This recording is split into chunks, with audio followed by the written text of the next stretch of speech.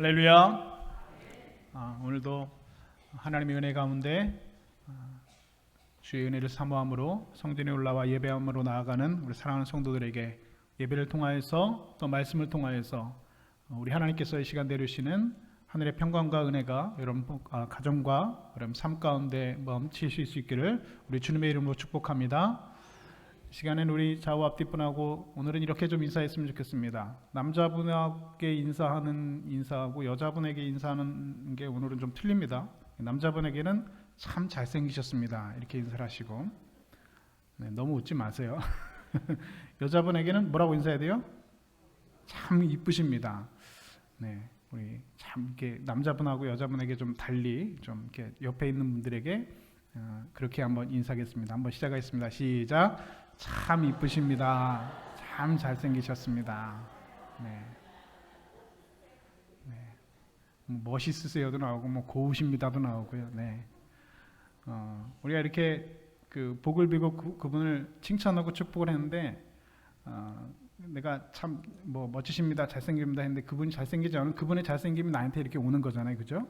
그분의 이쁨이 나한테 반사돼서 이렇게 오는 겁니다. 그러니까 여러분, 여러분의 피부 미용을 위해서라도, 여러분의 멋짐을 위해서라도 앞에 있는 분을 자꾸 예쁘다고 하시고 자꾸 잘생겼다고 해주시면 여러분 실제로 그렇잖아요. 우리 남편들은 아내들이 남편 당신 참 멋져 최고야 하면은 점점 잘생겨지고 점점 멋져지게 될 줄로 믿습니다. 그렇게 함께 축복의 말, 은혜의 말들 함께 나누셨으면 좋겠습니다. 우리가 잘 아는 그 러시아의 대문호인 도스토옙스키의 죄와 벌이라고 하는 작품을 여러분 다 들어보셨을 겁니다. 그런데 여러분, 사실 이 죄와 벌이라고 하는 개념은 기독교의 아주 그 기본 원리인 율법의 원리를 잘 나타내주고 있죠. 율법의 원리 바로 무엇입니까? 죄를 범하면 반드시 벌을 받는다라고 하는 것이 기독교가 가지고 있는 율법의 원리입니다. 그런데 다행스러운 것은 죄를 범하면 벌을 받는데 그 안에 무엇이 있다라는 것입니까? 은혜가 있다라고 하는 사실이죠.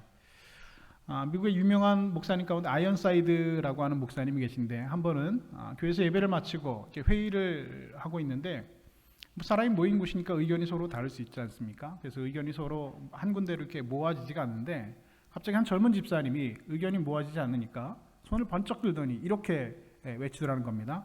목사님, 법대로 합시다. 이렇게 얘기했다는 것이죠. 물론 영어로 얘기를 했겠죠. 미국이니까. 법대로 합시다. 그랬더니 아이언사이드 목사님이 그 젊은 집사님에게 이렇게 말한 유명한 일화가 내려오고 있습니다. 집사님, 하나님께서 집사님을 법대로 하셨으면 집사님 벌써 지옥에 가 있을 겁니다. 그러니까 너무 법 좋아하지 마십시오. 이렇게 말했다는 겁니다.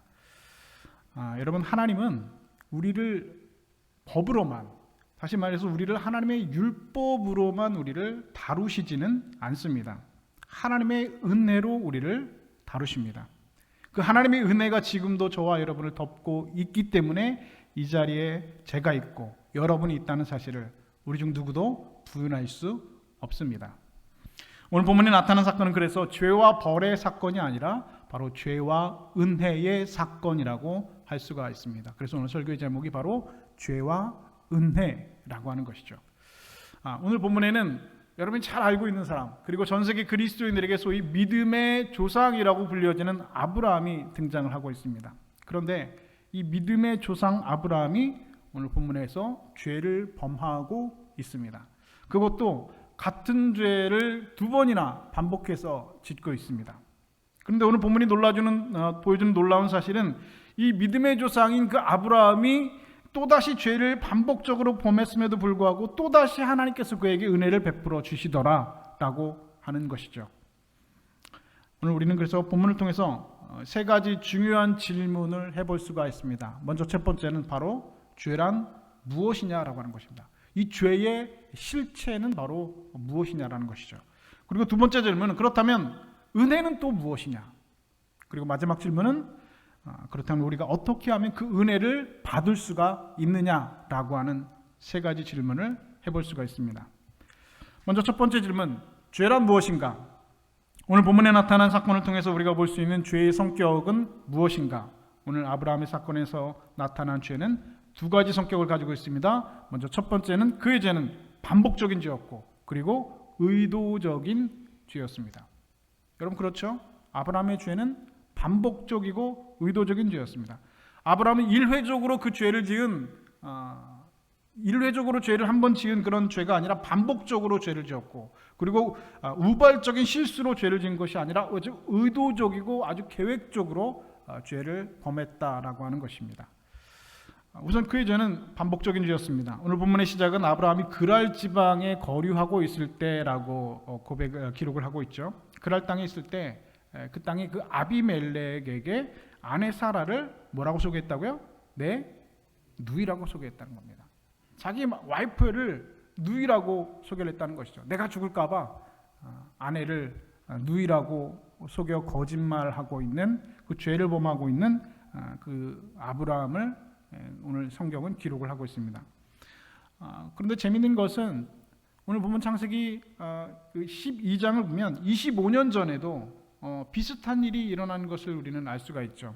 그때도 아브라함은 아내를 누이라고 속였습니다. 오늘 본문에서는 그랄 땅에서 이 아비멜렉에게 아내를 누이라고 속였는데 25년 전 창세기 12장에는 그때는 어디였습니까? 애굽 땅에서 바로에게 아내를 누이라고 똑같이 속였다는 것이죠. 그때는 애굽 땅이었고 그때는 바로에게 했지만 지금은 그라랑 아비멜렉에게 똑같은 죄를 반복적으로 죄를 짓고 있다는 것입니다. 뿐만 아니라 더 놀라운 사실은 똑같은 범죄가 그 아브라함의 자식 때에도 그대로 똑같이 반복되고 있다는 것이죠. 창세기 26장을 보면 그랄 지방에서 아브라함의 아들 누구입니까? 바로 이삭의 이야기를 기록하고 있는데 놀랍게도 이삭이 아버지하고 아주 똑같은 짓을 하고 있다는 것이죠. 아버지 아브라함은 자기 아내 사라를 누이라고 속였는데 아들 이삭은 그 아내 자기 아내 리브가를 똑같이 아내 누이라고 속였다고 하는 것이죠. 성경 이삭 이야기를 이렇게 기록하고 있습니다. 그곳 사람들이 그 아내를 부르매 그가 말하기를 이는 나의 누이라 하였으니 리브가는 보기에 아름다움으로 그곳 백성이 리브가로 인하여 자기를 죽일까 하여 그는 나의 아내라 하기를 두려워하였음이었더라. 아브라함이나 아들 이삭이나 너무 그 이쁜 아내를 이쁜 와이프를 아내로 두어서 이렇게 고생을 하는 것 같습니다. 똑같이 살아도 너무 아리따워서 나를 죽일까 하니까 누이라고 속였고 그 아들 이삭도 똑같이 아버지 아브라함이 했던 짓을 반복하고 있다는 겁니다. 같은 장소 그리고 같은 사건입니다. 이것을 뭐라고 말합니까? 부전자전. 아버지가 했던 거, 아버지와 아들이 똑같다라고 하는 말이죠. 아버지의 죄가 아들에게 이렇게 똑같이 반복되고 있다는 것입니다. 그런데 여러분 이것은 굉장히 심각한 겁니다. 그리고 굉장히 무서운 것입니다. 제 그 교회 친구 중에 동갑내기 친구가 있는데 중학교 때부터 고등학교 때 대학 다닐 청년부 때까지 그 동갑내기 교회 친구가 있는데요. 이 친구가 지금도 제가 다니던 그 모교회에 출석을 하고 있는 친구입니다. 이름도 제가 밝힐 수가 있습니다. 김보경입니다. 여자입니다. 여자. 네. 여자 그냥 사람 친구입니다. 여자 사람 친구. 여사친입니다. 여사친. 고등학교 때부터 아주 어렸을 때부터 교회 친구인데요. 몇 년 전에 같이 이렇게 교회 친구들끼리 이제 모임이 있어서 만날 일이 있었는데 이 친구가 그때 어떤 얘기를 하냐면 본인이 권사 피택이 됐다는 거예요. 권사 피택이 됐는데 본인이 권사 피택된 것을 스스로 거부하고 고사를 했다라고 하는 얘기를 하는 겁니다. 이유가 뭐냐면 술 때문에 그랬다는 겁니다. 이 친구가 중고등학교 다닐 때 아버지가 계셨는데 그 아버지가 아주 심각한 알코올 중독자였습니다. 온 동네가 다 알고 있는 알코올 중독자였습니다. 술에 취하면 눈에 보이는 게 없었습니다.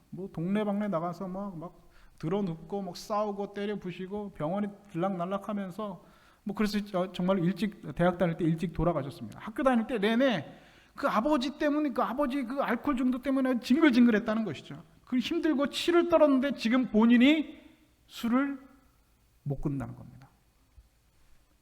이 굉장히 여러분 무서운 겁니다. 무서운 겁니다. 그 친구니까 얘기를 했잖아요. 아버지 학교 다닐 때 그 아버지 술 문제 때문에 아주 징글징글했는데 그래서 술이 도대체 뭔가 한번 먹어봤대요. 대학 다니면서 한번 딱 먹어봤는데 너무 맛있더라는 거야. 그리고 먹어보니까 내가 의외로 술이 굉장히 세다라는 것을 사실 자신이 발견한 거예요. 이게 어디서 온 겁니까? 이거는 모전 자전. 네. 아버지가 알코올 중독 그 DNA가 이제 그대로 이제 흘러 내려왔다는 것이죠. 그래서 술을 먹는데 물론 아버지만큼 알코올 중독증 그렇게 되진 않았지만 술을 끊기가 힘들다는 겁니다. 알코올 의존증. 그래서 직장 생활하는데 본인이 교회 다니는 거 다 알고 있는데 내가 술 먹으면서 실수하고 술을 먹으면서 사람들에게 보이는 모습들이 너무 부끄럽다는 거예요. 그래서 내가 도저히 권사로 피택되지 않겠다라고 말을 했다는 이야기를 들은 적이 있습니다. 여러분 물론 우리가 술을 먹는 것을 죄라고 말할 수는 없습니다.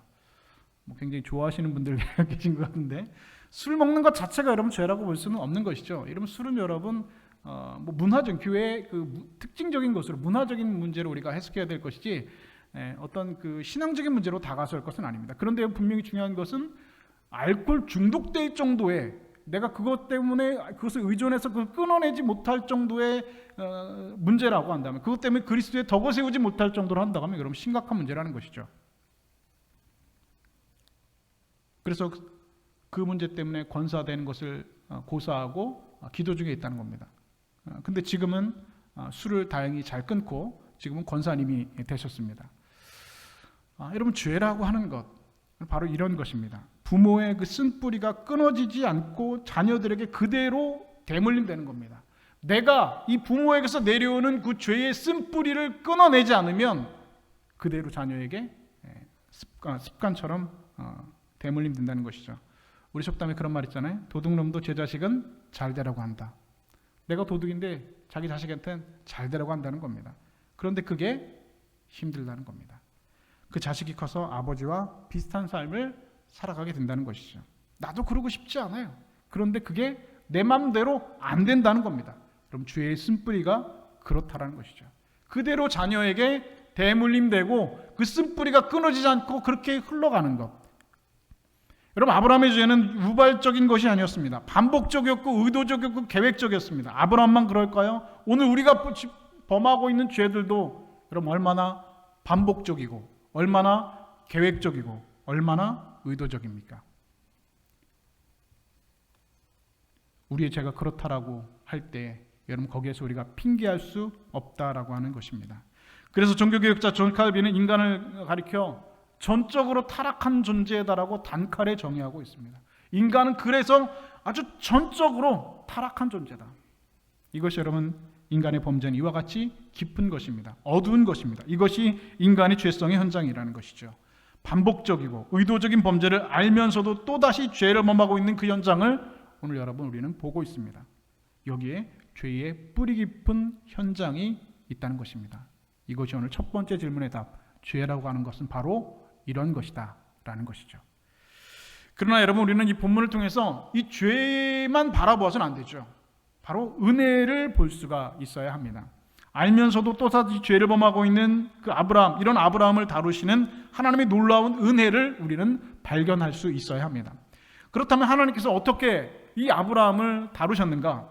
여기서 우리는 두 번째 질문이 바로 은혜란 무엇인가? 라고 하는 질문에 답할 수 있어야 합니다. 자, 우선 하나님은 아브라함을 회개케 하시고 계십니다. 그 아브라함의 회개를 도와주고 계십니다.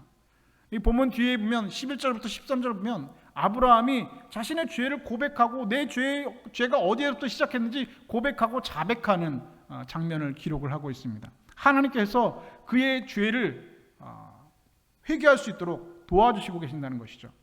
그래서 여러분 그 회개라고 하는 것은 하나님의 전적인 은혜라고 밖에는 결론을 내릴 수가 없습니다.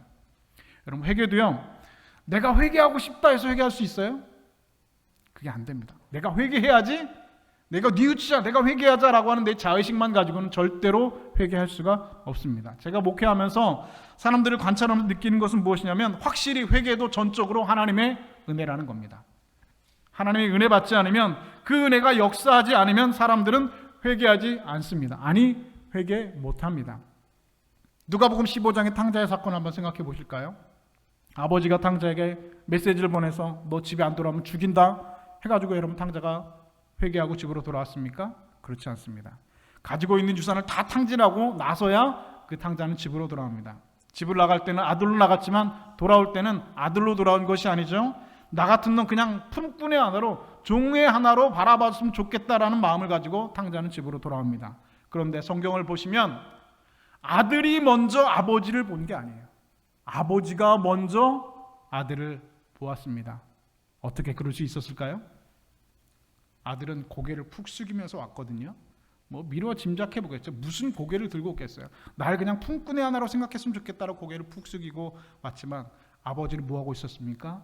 항상 동구박에서 아들을 기다리고 있었다는 것이죠.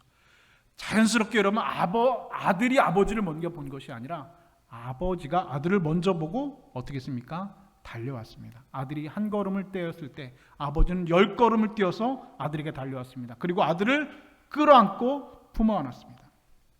그리고 입을 맞춥니다. 성경을 보면 입을 맞추고 또 입을 맞추고 입을 맞추었다 기록을 하고 있습니다. 그리고 아버지는 송아지를 잡고 동네 사람을 다 불러서 잔치를 합니다. 이는 내 아들을 죽었다가 다시 살았고 이는 내 아들을 잃었다가 다시 찾은 아들이라 하면서 동네 사람을 다 불러서 잔치를 벌였습니다.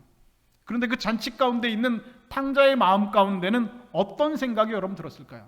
나는 종의 하나로 바라봤으면 좋겠다라는 생각을 하고 아버지 집에 돌아왔는데 아버지는 막상 나를 끌어안고 나에게 입을 맞추고 옷을 입히고 인장반지를 빼어주고 송아지를 잡고 동네 사람 다 불러서 잔치를 해주는 그 아버지를 보면서 탕자가 무슨 생각했겠냐는 말이에요. 내가 잘못했구나. 아버지 내가 잘못했습니다. 아버지 내가 죄송합니다. 내가 정말 잘못했습니다. 여러분 그 아버지의 사랑이 그 아들의 가슴을 녹일 수가 있었고 그 아버지의 사랑과 은혜 때문에 아들에게 진정한 의미에서 회개가 여러분 가능하지 않았겠습니까? 그래서 여러분 회개라는 것은 너 회개 안 하면 죽어 그렇게 해서 여러분 회개가 되는 것이 아니라는 것입니다. 여러분은 어떠십니까? 너 회개해야 돼? 그런다고 여러분 회개하실까요? 목사가 여러분 집사님 회개하십시오 라고는 여러분 회개하실 것 같아요? 네, 그런 교인은 거의 없습니다.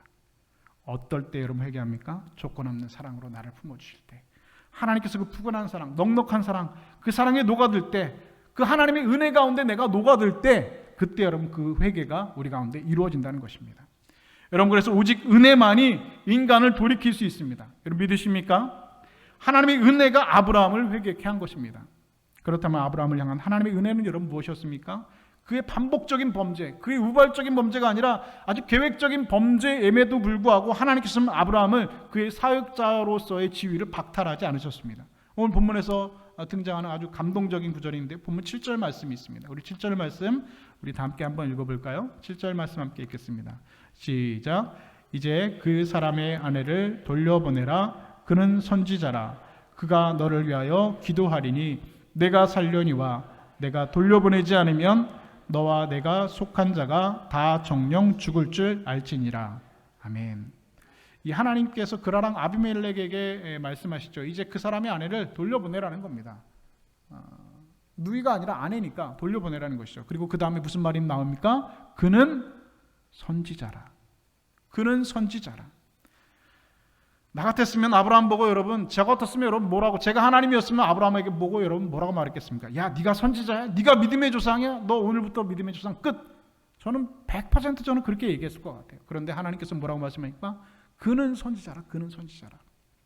하나님이 여전히 그 아브라함의 죄, 그의 반복적인 범죄, 그의 계획적인 범죄, 의도적인 범죄에도 불구하고 아브라함의 그 실패 현장, 그럼에도 불구하고 하나님께서는 아직도 말씀하시기를 그에게 뭐라고 말씀하십니까? 너는 선지자야. 너는 선지자야. 내가 너에게 아직도 기대를 가지고 있다고. 내가 기도하면 내가 응답해 주겠다고. 그럼에도 불구하고 너는 여전히 선지자야 라고 하나님께서는 지금 아브라함에게 말씀해 주시는 것이죠. 그의 실패 때문에, 그의 좌절 때문에, 그의 사역의 지 빼앗아 가지 않으신 하나님, 여전히 변화를 기대를 갖고 계시다고 말씀하시는 그 하나님, 너는 여전히 변할 수 있어. 난 아직도 너를 향한 기대를 가지고 있다라고 말씀하시는 그 하나님, 여기에 여러분 하나님의 은혜가 있는 것이죠. 이것이 바로 오늘 하나님의 은혜였습니다. 이 은혜가 있었기 때문에 아브라함은 그의 죄를 회개하고 돌이킬 수가 있었다는 것이죠. 여러분 우리도 얼마나 자주 실수합니까? 얼마나 자주 여러분 실패합니까? 지난 한 주간 여러분 잘 사셨습니까? 지난 한 주간 여러분은 어떻게 사셨습니까? 예배당에 나와서는 거룩하게 앉아서 예배드리고 매주일마다 고백의 기도를 드리고 매주마다 회개의 기도를 하지만 매주마다 여러분 일주일 동안 삶의 현장에서 어떻게 사시다가 오십니까? 저 개인적인 이야기를 하자면 제가 목사여서 여기 이 자리에 서 있는 것이지, 제가 이 강단에 내려가면 여러분 저는 뭡니까?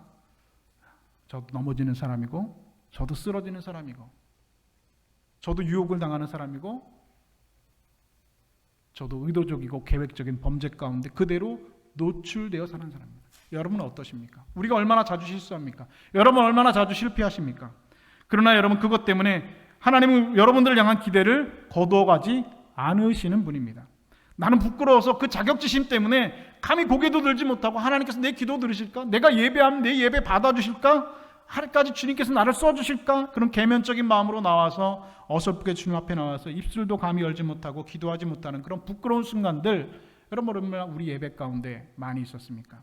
그러나 주님은 그때도 여전히 우리 가운데 다가오십니다. 그러나 주님은 그 예배도 우리 예배를 받아주시는 분입니다. 그리고 우리에게 이렇게 말씀하시죠. 아무개야, 난 아직도 너를 향한 기대를 가지고 있어. 너는 참 귀한 사람이야. 너는 하나님의 사람이야. 너를 쓸 계획을 나는 아직도 가지고 있어. 내 인생 가운데서 하나님께서 이루고자 하시는 그 하나님의 계획이 있다고 말씀하신 그 하나님을 우리는 매주 예배마다 우리는 만나고 있는 것입니다. 그 하나님 앞에 매주 우리는 기도하고 있는 것입니다. 이것이 아브라함을 향한, 그리고 저와 여러분을 향한 하나님의 은혜인 줄로 믿으시는 여러분 되실 수 있기를 축복합니다. 그렇다면 마지막 질문, 이 은혜는 그러면, 이런 하나님의 은혜는 어떻게 시작할 수 있느냐라고 하는 질문이죠. 물론 은혜라고 하는 것은 아무런 조건도 없이 일방적으로 하나님 편에서 우리에게 주어지는 것이 은혜입니다. 그러나 오늘 본문의 상황을 잘 살펴보고 공부해보면 아브라함이 이 은혜를 경험할 수 있었던 어떤 그 상황적인 열쇠가 있었다라는 것을 볼 수가 있죠. 이 부분은 바로 우리가 주목해 볼 필요가 있습니다. 우리가 이렇게 우리가 이렇게 하니까 하나님의 은혜가 우리 가운데 흘러오더라. 이렇게 하니까 하나님의 은혜가 우리 가운데 역사하더라. 이렇게 하니까 하나님의 은혜가 우리 가운데 흘러들고 들어오기 시작하더라 라는 것을, 우리 그 상황적인 열쇠를 우리가 주목해 볼 필요가 있다는 것입니다. 그것은 여러분 무엇이냐? 바로 우리의 죄악과 우리가 그대로 대면하는 것입니다. 나의 죄를 그대로 대면하는 것입니다. 그리고 그 죄를 지은 나를 내가 똑바로 바라보고 대면하는 겁니다. 아브라함은 어떻게 자기의 손에서 죄가 시작되었는가, 의도적인 죄악이 솔직히 어디서부터 시작되었는가 오늘 본문에서 털어놓고 있습니다. 그리고 그것에서부터 바로 그의 치료가 시작되었고, 바로 그 자리에서부터 그의 회개가 시작되었고, 그 죄를 고백할 때서 그의 마음의 치료가, 회복이 시작되었다는 것입니다. 그러나 그 죄를 부인할 때에는 거기에 희망이 없다는 것입니다. 죄를 지은 나의 모습을 그대로 대면하고 인정할 때 거기서부터 은혜가 시작되는 것이, 이 죄를 부인하고 이 죄를 인정하지 않으면 거기에는 희망이 결코 없다는 것입니다. 죄를 인정할 때, 죄를 자백할 때 거기서부터 하나님의 치유와 하나님의 용서와 하나님의 은혜가 시작될 수 있다는 사실을 믿으실 수 있기를 바랍니다. 미국의 알코올 중독자 그리고 마약 중독자들을 치료하는 그런 프로그램이 있는데, 이 AA 프로그램이라고 굉장히 유명한 프로그램이 있는데요. 이 교회에서 하는 프로그램입니다. 이 교회에서 사람들을 모아다가 미국의 그 아주 중증 알코올 중독자 그리고 마약 중독자들을 데려다가 교회에서 12주 과정으로 이들을 치료하는 그런 치료 과정, AA 프로그램이라고 있는데, 이 치료 과정의 첫 번째 단계가 뭐냐면, 여러분 그 알코올 중독자들을 이렇게 모아놓고 보면 여러 종류의 사람들이 있지 않습니까? 지위가 낮은 사람도 있고 높은 사람도 있고 가정주부도 있고 회사원도 있고 학생도 있고 여러 종류의 사람들이 있는데, 여기에 처음 오면 첫 번째 단계 자기를 소개하는 시간이 있습니다. 자기를 소개할 때 뭐라고 소개하냐면, 나는 알코올 중독자 황교입니다 라고 소개하는 겁니다. 나는 마약 중독자 황교입니다 라고 자신을 소개하는 겁니다. 오직 신분은 딱 하나입니다. 나는 뭐다? 알코올 중독자다 라고 소개하는 겁니다. 다른 소개는 없습니다. 근데 여러분, 있는 그대로의 모습, 내 모습을 그대로 인정하고 자백하고 고백하는 것에서부터 치료가 시작된다는 겁니다. 여러분 그거 아세요? 알코올 중독자 중에 자기가 알코올 중독자라고 인정하는 사람이 별로 없대요. 그냥 나는 술을 좀 좋아하는 사람이지 내가 저 술을 좀 과하지 내가 뭐 알코올 중독이야 이렇게 생각한다는 거예요. 제가 언젠가 말씀드렸죠. 정신적으로 문제가 있는 분, 제가 정신과 의사한테 직접 들은 얘기입니다. 정신적으로 문제가 있는 분인데 이 두 가지 중에 하나입니다. 이 정신과적으로 문제가 있어서 가족이나 친구들한테 정신과에 이렇게 나와서 진료를 받으면 의사가 이렇게 얘기를 하죠. 심리 치료를 좀 받으시고 약물 치료도 좀 받으시고 하시면 좀 좋아질 겁니다라고 얘기를 한답니다. 그러면 딱 두 가지 중에 하나입니다. 첫 번째는 내가 뭐가 문제가 있냐고, 내가 미친 사람처럼 보이냐고, 멀쩡하다고, 나 아무 문제 없다고. 아무 문제 없는 사람을 왜 사람들이 끌고 왔어요? 왜 가족들이 거기 정신과까지 끌고 왔어요? 근데 자기는 그걸 인정하지 않는 거야. 내가 미친 사람처럼 보이냐고, 무슨 소리 하는 거냐고 하면서 치료를 거부한다. 근데 여러분, 정신과 의사가 그 사람 귀를 잡아다가 억지로 입에다가 약을 털어놓을 수는 없잖아요. 근데 또 한 사람은 문제가 있습니다. 약을 드시면 괜찮을 것 같아요. 그렇군요. 제가 좀 그런 것 같죠? 알겠습니다. 치료받겠습니다. 약 먹겠습니다. 하면은 그때는 희망이 있다는 거예요. 그런데 내가 뭐가 문제가 있냐고. 그럼 나중에 훨씬 더 심각해져가지고 환청이 들리고 환각이 생기고 이래가지고 이야기를 하는데, 정신과 의사가 가장 힘들 때가 언제냐 하면 내가 치료하고 내가 상담하던 그 환자가 어느 날 우울증으로 그리고 정신질환으로 자살했다라고 하는 이야기를 듣는 날 아무것도 할 수가 없답니다. 여러분, 나를 인정하는 것에서부터 여러분 치료가 시작되는 거예요. 내가 정신적으로 문제가 있다라는 것을 정신과 의사에게 인정하는 것에서부터 치료가 시작되는 거예요. 내가 알코올 중독다라는 것을 인정하는 것에서부터 치료가 시작되는 거예요. 내가 하나님 앞에 정말로 갚을 수 없는, 치료될 수 없는 이 죄인이라는 사실을 대면하고 인정하는 것에서부터 여러분 오늘 치유가 시작된다는 것입니다. 인정하지 않으면 있는 모습 그대로 자기 상태를 바라보고 대면하고 인정하는 것, 이게 여러분 치유의 시작입니다. 안 그런 척, 괜찮은 척 그래가지고는 여러분 치유가 안 된다는 것이죠. 그러나 여러분 대부분의 교인들 여러분 어떻습니까? 안 그런 척, 나는 안 그런 척, 나는 그렇지 않은 척.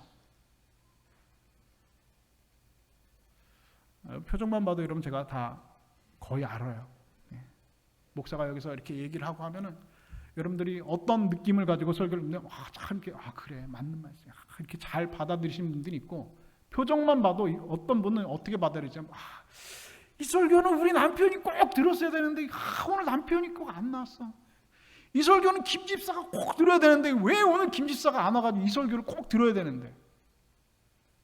근데 여러분 그 설교는 누구를 위한 설교예요?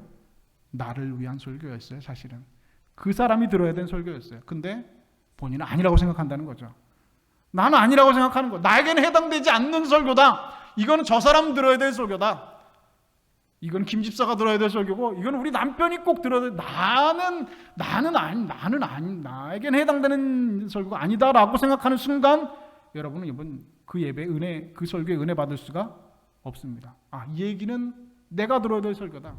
내가 죄인이고, 내가 알코올 중독자고, 내가 정신적으로 문제가 있는 사람이더라고 나를 똑바로 바라보고 죄를 대면할 수 있는 것, 거기서부터 여러분 회복이 시작된다는 것입니다. 아브라함은 솔직하게 자기의 인생의 길을 돌아보았습니다. 그리고 죄가 어디서 시작됐는지, 어떻게 자기의 죄가 계획적으로 의도적으로 시작됐는지 자신의 모습을 솔직히 대면하고 인정하고 고백하기 시작하게 됐습니다. 그리고 거기서부터 그의 회복과 치유가 시작되었다는 것입니다. 여러분, 자기의 죄를 정직하게 대면하는 사람, 인정하는 사람, 그리고 그 자리에 엎드려 진지하게 기도할 때, 그때가 바로 하나님의 은혜가 부어지는 순간임을 믿으시는 여러분 되실 수 있기를 주님의 이름으로 축복합니다. 거기서부터 치유가 시작될 것입니다. 거기에서부터 하나님의 영광이 나타날 것입니다. 거기에서부터 하나님의 간섭이, 거기서부터 하나님의 도움이 여러분의 삶 가운데 나타나게 될 것입니다. 신학자들은 그래서 이것을 가리켜 궁극적인 은혜다, Ultimate Grace of God, 이렇게 고백을 합니다. 궁극적인 은혜다라고 말하고 있습니다. 사랑하는 여러분, 구원받은 사람도요, 과거의 죄의 영향 때문에 벗어나지 못하고 왔다 갔다 할 수가 있습니다. 그러나 자신의 죄의 상태를 그대로 대면한 사람, 그리고 그것을 대면하고 하나님의 은혜를 충분히 경험한 사람은, 그리고 그 은혜를 붙들고 사는 사람은 결국엔 그 죄에서 빠져나와 하나님의 은혜의 영토 안에서 견고하게 설 것임을 믿으실 수 있기를 바랍니다. 그리고 이 궁극적인 승리가 하나님의 약속인 것을 여러분 다시 한번 믿으실 수 있기를 주님의 이름으로 축복합니다. 아브라함 빠져나왔죠. 그 죄에서 완벽하게 빠져나왔습니다. 우리 가운데 자신의 연약함으로 인하여서 자신의 신앙생활이 후퇴하고 있다고 생각하시는 분 있으실 수 있죠. 내가 옛날에 믿음이 좋았는데 요즘 내가 내 죄 때문에, 내 연약함 때문에 내 믿음이 뒤로 퇴보하였다고 생각하는 분이 있을 수 있습니다. 내가 좌절하고 있다고, 내 무력함 속에 내가 넘어져 있다고 생각하시는 분, 다시 일어설 수 없다고 생각하는 분, 여러분 걱정하지 마십시오. 여전히 하나님께서는 여러분을 사랑하고 계십니다. 여전히 하나님께서는 여러분을 향한 기대를 갖고 계십니다. 여전히 하나님은 여러분을 포기하지 않으십니다. 아직도 내가 너를 사랑한다고, 내가 너를 향한 기대가 있다고, 너는 승리할 수 있다고, 너는 여전히 선지자라고 하나님 말씀하시면서 자신의 손을 내밀어 주시고 우리를 돕기를 원하시는 그 사랑하시는 주님 앞에 오늘 여러분의 실패와 오늘 여러분의 절망과 여러분의 고통을 다 털어놓으실 수 있기를 바랍니다. 그리고 여러분 하나님 앞에 은혜를 구하셔야 됩니다. 주님 은혜 주시면, 주님께서 은혜 주시면 저 다시 일어날 수 있습니다. 주님께서 은혜 주시면 제가 다시 회복될 수 있습니다. 주님께서 은혜 주시면 내가 이 죄를 끊어낼 수 있습니다 라고 하나님 앞에 은혜를 구하면서 여러분 도움을 구하시며 기도하셔야 됩니다. 그렇게 오늘 다시 일어나셔서 하나님 앞에서 다시 회복되시고 치유되셔서 하나님의 은혜의 영토 위에 여러분 다시 한번 견고히 서시는 하나님의 백성들 다 되실 수 있기를 우리 주님의 이름으로 간절히 축원드립니다.